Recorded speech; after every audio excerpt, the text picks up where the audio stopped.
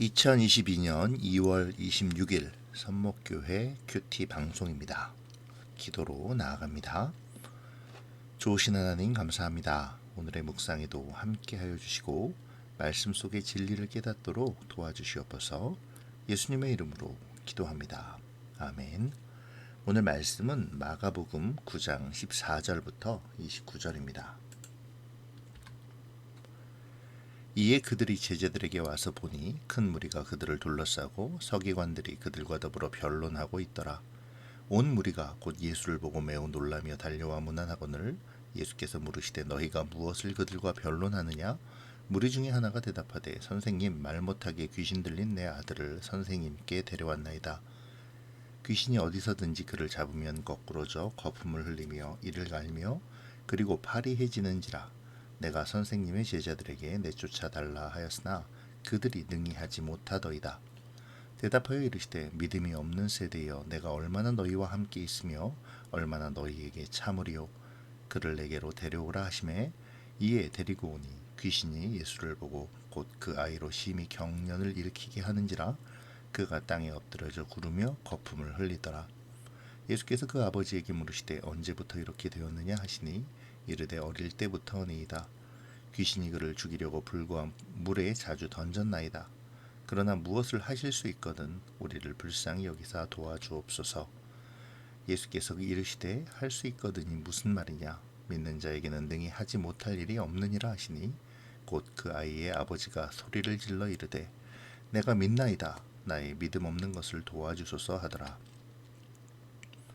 예수께서 무리가 달려와 모이는 것을 보시고 그 더러운 귀신을 꾸짖어 이르시되 말 못하고 못 듣는 귀신아, 내가 네게 명하노니 그 아이에게서 나오고 다시 들어가지 말라 하시매 귀신이 소리 지르며 아이로 심히 경련을 일으키게 하고 나가니 그 아이가 죽은 것 같이 되어 많은 사람이 말하기를 죽었다 하나 예수께서 그 손을 잡아 일으키시니 이에 일어서니라.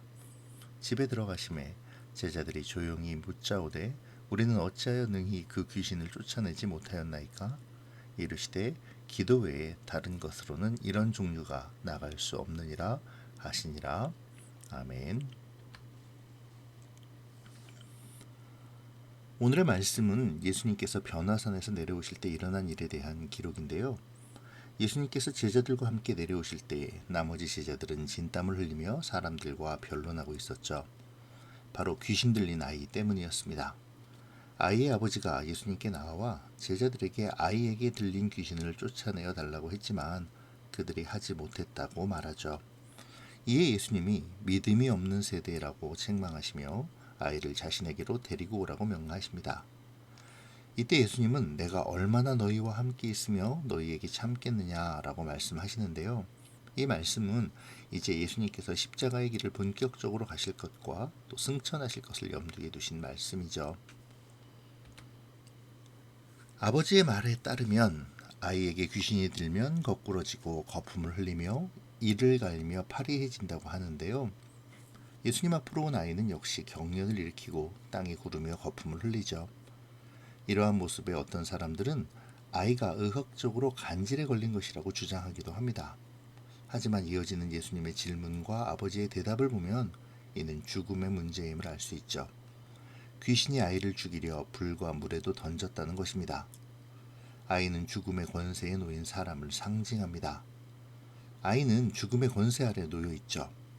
귀신은 이 죽음의 권세를 가지고 아이를 마음대로 주무르며 사람들을 두렵게 하고 있습니다. 죽이려고 불과 물에 던지기도 하고 거꾸로져 거품을 물고 경련하기도 하죠. 이런 두려움 속에서 아버지는 예수님께 하실 수 있거든 불쌍히 여기사 도와달라고 요청합니다. 이에 예수님이 아주 강한 어조로 말씀하시죠. 할 수 있거든이 무슨 말이냐? 믿는 자에게는 능히 하지 못할 것이 없느니라 라고 말입니다. 그러자 곧바로 아버지는 내가 믿습니다. 나의 믿음 없는 것을 도와주소서라고 소리쳐 답하죠. 여기서 마가는 믿음이 무엇인지를 또다시 말하고 있습니다. 믿음은 주님께서 하실 수 있다는 것을 인정하는 것이죠. 하실 수 있거든이 아니라 능히 하시는 분이십니다. 하실 수 있어서 행하시는 분이 아니라 권능을 가지고 주님이 원하시는 방향대로 행하시는 분이시죠.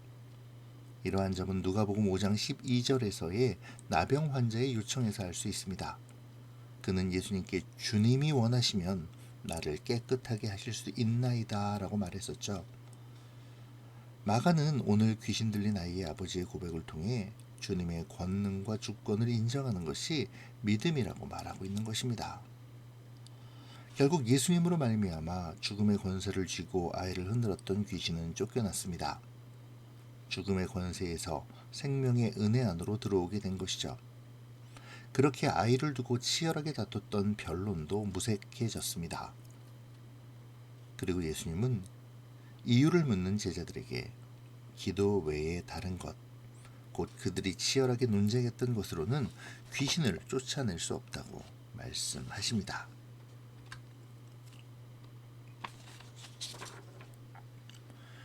주님은 귀신 들린 아이를 놓고 서기관들과 변론하는 제자들의 모습을 보시고 믿음이 없는 세대라고 책망하십니다. 이는 제자들과 서기관을 포함한 무리들 모두에게 해당하는 말씀이죠. 충격적이지만 사실 제자들은 이전에 귀신을 쫓아내고 병든 자를 고쳐준 일이 있습니다. 바로 예수님으로부터 파송을 받고 주님의 말씀과 복음을 전하는 사역을 하면서 말이죠. 아마도 귀신 들린 아이의 아버지는 비록 예수님이 계시지는 않았지만 제자들에 대한 그러한 소문을 들었기 때문에 제자들에게 아이에게 들어간 귀신을 쫓아달라고 요청했을 것입니다. 그런데 귀신은 나가지 않았죠. 그리고 변론, 즉 논쟁이 일어났습니다. 아마도 귀신 들린 아이를 따라온 서기관들은 귀신을 쫓아내지 못하는 제자들을 보며 비아냥대며 공격을 퍼부었을 것입니다. 니들이 메시아를 따르는 제자들이라면서? 너희들도 귀신을 쫓아낼 수 있다면서? 그럼 지금 많은 사람들 앞에서 증거를 보여봐. 혹시 거짓말로 사기친 건 아니야? 라면서 말이죠. 제자들은 아마도 당황한 채로 그들에게 변명하고 있었을 것입니다. 아니야, 정말이야. 정말 우리가 병든 자도 고치고 귀신을 쫓아냈었다고. 그때 본 사람들이 있으니까 물어봐. 진짜인지 아닌지. 대충 이런 말들을 하고 있었겠죠. 여튼 제자들은 점점 코너로 몰리고 있었을 것입니다. 그리고 그들 스스로도 왜 안 되는 것일까? 그때는 되었는데 지금은 왜 못할까? 라는 의구심을 가졌었겠죠. 자, 그럼 제자들은 무엇이 문제였을까요? 제자들이 가진 의구심대로 왜 그때는 했는데 지금은 못하는 것일까요? 여기서 우리는 중요한 한 가지를 놓치고 있음을 발견해야 합니다. 마가는 오늘 본문을 시작하며 한 가지 전제를 말해줬었죠. 바로 제자들이 변론하고 있다고 말입니다. 제자들은 지금 변론하고 있습니다. 변론이란 무엇입니까? 자신을 방어하는 것이죠. 그러니까 지금 제자들은 자신들을 변호하며 자기를 방어하고 있습니다. 시간을 돌이켜볼까요? 지난 6장에서 제자들이 귀신을 쫓아내고 병든 사람들을 고칠 때에 그들은 그리스도의 권능을 힘입어 예수님의 이름을 드러냈습니다. 하지만 지금은 어떻습니까? 그들은 지금 복음을 전하지도 예수님의 이름을 드러내지도 못합니다. 다만 자신들에게서 그때의 능력이 나타나지 못함을 변론하고 있을 뿐이죠. 이것이 그들이 지금 못하는 이유입니다. 예수님은 그들에게 기도 외에는 이라고 말씀하시죠. 그들은 과거에 자신들이 했다는 것에 얽매이는 것이 아니라 그 자리에 있던 서기관과 사람들의 눈치를 보면서 변명하는 것이 아니라 자신들에게 임했던 그리스도의 권능, 하나님이 주시는 성령의 능력을 구했어야 했습니다. 예수님은 그렇게 하지 못하고 변론에만 치중했던 제자들의 믿음을 지적하시는 것이죠. 또한 예수님의 믿음 없음에 대한 책망은 비단 제자들에게만 향한 것은 아니었습니다. 그 일은 서기관들과 그곳에 있던 무리들에게도 마찬가지였죠. 제자들과 변론하는 서기관들은 제자들이 귀신을 쫓아내지 못한다는 이유로 제자들을 공격하고 있었습니다. 이것은 다시 말하면 자신들 앞에 하나님의 능력을 보이라는 것이죠. 너희들이 그것을 증명하지 못하면 예수는 하나님의 아들이 아니라는 것입니다. 이러한 이들의 태도는 명백한 불신앙입니다. 왜냐하면 그들은 자신들이 원하는 때에 자신들이 요구하는 대로 예수님이 하나님의 아들이심을 증명해야 한다고 하는 것이기 때문이죠. 하나님의 아들이신 예수님이, 하나님의 능력이 왜 저들이 원하는 방식으로 증명되어야 할까요? 돌로 떡을 만들라고 하면 만들어야 하고 성전에서 뛰어내리라면 뛰어내려야 하나요? 귀신을 쫓아내고 그렇지 않고는 누가 결정하는 것입니까? 하나님의 주권 아닌가요? 하나님이 결정하실 일이 아닌지요. 판단받고 선택받는 대상은 하나님이 아니라 인간이 되어야 합니다. 우리는 오늘 마가가 말하고자 하는 믿음에 대하여 깊이 생각해 보아야 합니다. 우리는 종종 과거의 영광에 오늘을 망각하는 경향이 있죠. 과거의 믿음이 오늘의 믿음을 담보한다고 착각합니다. 정말 그럴까요? 물론 과거의 믿음이 오늘의 신앙 성장의 기초가 될 수는 있죠. 과거의 신앙 경험을 통해 오늘의 믿음을 회복할 수도 있습니다. 하지만 반대로 과거의 믿음이 오늘의 믿음이라 착각하는 경우도 꽤 있습니다. 중요한 것은 과거의 믿음이 아니라 현재의 믿음이죠. 나는 과거의 믿음만을 바라보며 오늘의 신앙을 게을리하고 있지는 않습니까? 오늘 기도와 말씀으로 무장해야 할 일을 과거에 했던 것으로 대신하려 하지는 않는지요. 마가는 오늘 제자들의 모습을 이야기하며 그것이 얼마나 위험한 일인지를 보여주고 있습니다. 나뿐 아니라 하나님의 영광이 가려지는 일이 될 수도 있음을 교훈해 주죠. 마가가 말해주는 또 하나의 위험은 하나님 앞에 증명을 요구한다는 것입니다. 오늘 하나님에 대하여 누구보다 잘한다고 생각하고 자부했던 서기관들은 자신들이 좋아하는 변론을 통해 자신의 주장을 펴지만 자신들도 모르는 사이에 하나님께 증명을 요구하는 어리석음을 보였습니다. 하지만 오늘 말씀은 그것이 얼마나 믿음 없는 일인지를 지적하죠. 믿음은 하나님께서 자신의 하나님 되심을 증명하는 것이 아니라 우리가 하나님의 권능과 은혜를 인정하는 것입니다. 내가 하나님의 사람임을 증명해야 하는 것이죠. 귀신 들린 아이의 아버지가 외친 대로 내가 믿는 것이 내가 믿음 없는 것, 곧 하나님 없이는 아무것도 할 수 없음을, 믿음마저도 하나님께서 허락하시지 않으면 이룰 수 없는 것임을 인정하며 하나님의 긍휼을 구해야 합니다. 그것이 바로 믿음이죠. 그렇게 하나님을 의지하며 소망하고 말씀을 실천하는 삶이 믿음의 삶이며 그 삶을 통해 주님의 권능이 나타남을 우리는 기억해야 합니다. 오늘 마가가 말하는 믿음에 대하여 묵상하며 나에게 적용하는 말씀 묵상의 시간이 되기를 바랍니다. 예수님은 제자들에게 기도 외에는 이런 유가 나갈 수 없다고 말씀하시는데요. 사실 하나님의 권능은 우리의 기도가 없어도 나타납니다. 주님은 우리의 기도 없이도 일하시죠. 우리가 기도하지 않아서 하나님께서 일하시지 못하는 것이 아니라는 것입니다. 그럼에도 주님은 우리에게 기도를 요청하시죠. 그 이유는 무엇일까요?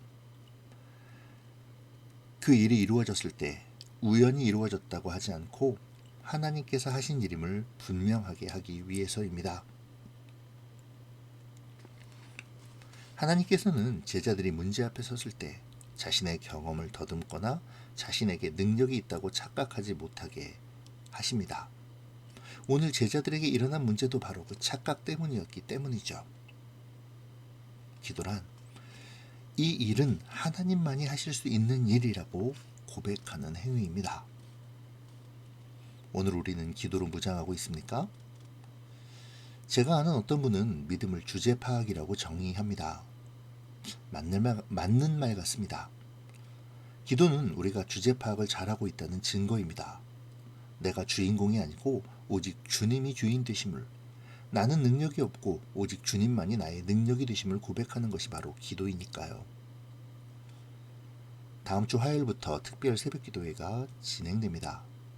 늘 그렇지만 특별히 지금은 기도가 더욱 필요한 시기 같습니다.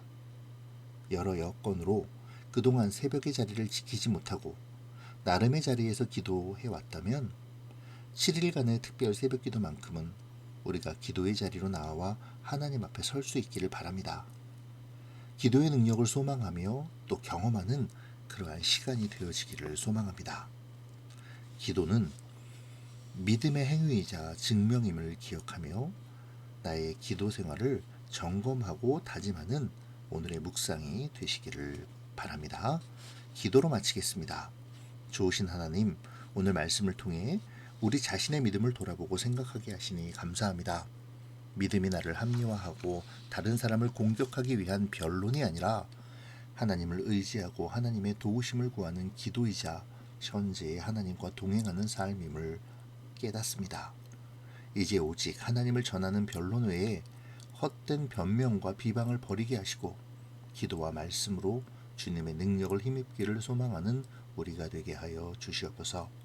과거의 믿음에 함몰되어 오늘의 주님과 동행함을 소홀히 여기지 않도록 우리를 붙잡아 주시기를 바랍니다. 감사를 드리며 예수님의 이름으로 기도합니다. 아멘.